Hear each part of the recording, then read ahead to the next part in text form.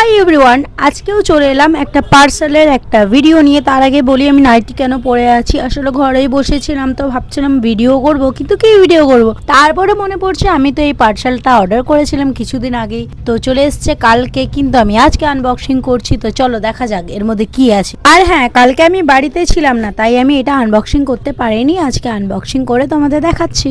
প্যাকেটটা খোলার আগে আমি ভেবেছিলাম আমার চুড়িদার কয়টা অর্ডার করেছি সেগুলোই চলে এসেছে, কিন্তু না, দেখছি সবার প্রথম জিন্সটাই এলো। এখনো আরো পার্সেল আছে, সেগুলো আসা বাকি। দেখা যাক কবে আসে বাকি ড্রেসগুলো।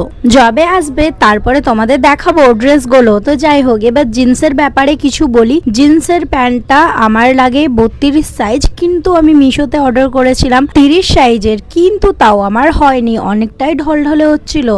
হ্যাঁ, আমি লুজ পরি, কিন্তু এতটাও লুজ পরি না গাইজ, কি আর বলবো তোমাদের। তো যাই হোক, তোমরা যদি এই জামাটার ব্যাপারে জিজ্ঞাসা করো তো আমি আগের থেকে বলে দিই, এই জামাটার বয়স হচ্ছে 5 বছর বয়স। আমি প্রত্যেকবার শীতকালে একবার হলেও এই জামাটা পরি, কিন্তু এখন তো গরমকাল, তো আমার কাছে সামনে কোনো টপ ছিল না, তাই আমি ভাবলাম এই জিন্সের সাথে এই টপটা পরি। কেমন লাগছে টপটা আর জিন্সটা অবশ্যই কমেন্টে জানিও। আর আমার মা এই টপটা কিনে দিয়েছিল 5 বছর আগে। যাই হোক, এবার আমাকে এত ঢলঢলে জিন্স তো আমি পরবো না, আর বেল্ট দিয়ে পরলেও আমার এই জিন্সটা ভালো লাগবে না। তো আমি কি করলাম, এটা রিটার্ন করে দিয়েছি।